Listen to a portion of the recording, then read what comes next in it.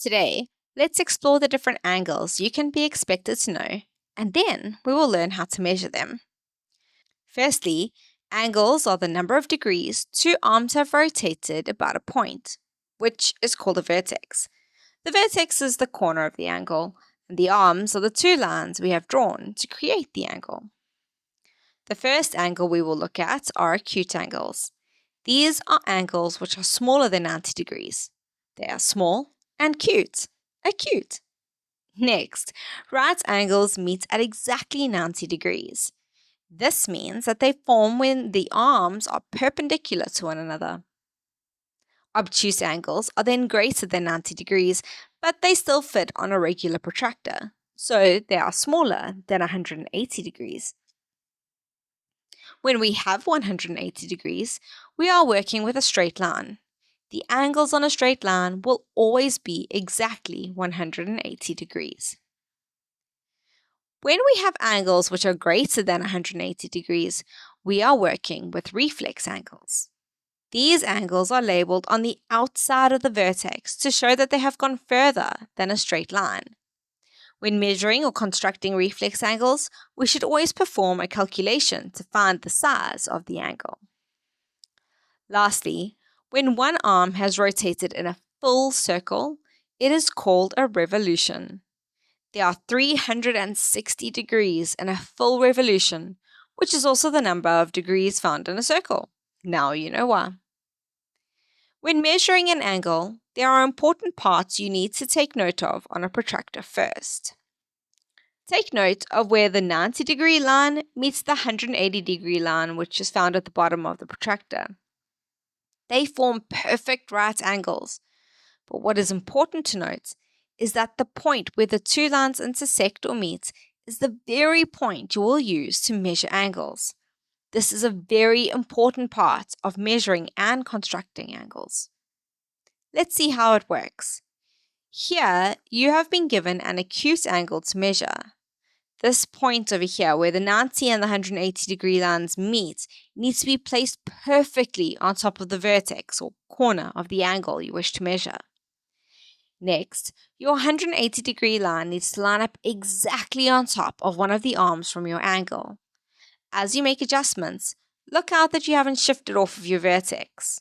If you have, just slide back in place without shifting your 180-degree line off of your arm. You'll notice that 0 degrees appears on both sides of the protractor. So, how do you know which one to measure from? Well, whichever 0 is touching the arm you're measuring, that is the 0 you will begin counting from.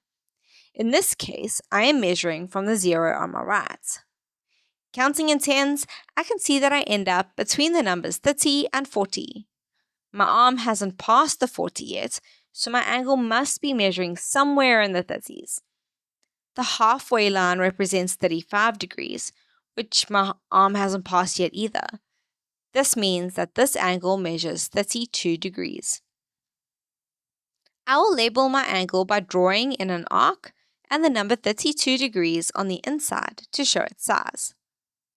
If I look back at my protractor, I can see that the number 150 appears near the number 30. The reason that this angle can't be around the 150 measurement is because that would represent an obtuse angle since it is greater than 90. Since we can visually see that this is an acute angle, it must measure less than 90 degrees. Let's try another. Remember, we first need to line up the middle of our protractor with our vertex. Then, line up the 180-degree line with either one of your arms.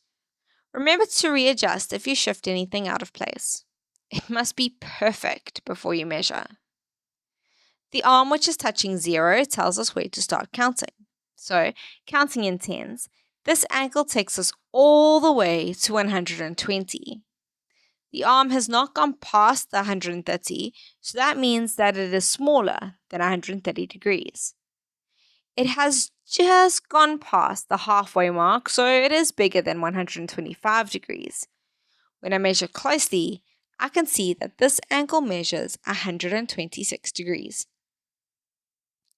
You might be tempted to say that this is actually supposed to be around 55 degrees, but then that would give us an acute angle, since acute angles are smaller than 90 degrees. But we can see that this angle is obtuse, so our answer must be greater than 90. Draw your arc and label it with the correct measurement. Let's see the last example. This next angle has been labeled with an arc on the outside, which means that we are working with a reflex angle. But a reflex angle is bigger than 180 degrees, so how do we measure it with our protractors? Well, a complete revolution is 360 degrees, but our angle stops just short of a full circle. It had just this little bit left to go. So this means that we just need to subtract this smaller angle from the whole 360 degrees. When I line up my protractor to measure that small interior angle, I get 26 degrees. I know this because the arm stops before the 30 degrees, but after the halfway mark of 25 degrees. Now I can say 360 degrees minus 26 degrees equals 334 degrees. This answer here is the size of my reflex angle. The more you practice measuring angles, the better you'll become. Just remember to work carefully and accurately, and you can't go wrong.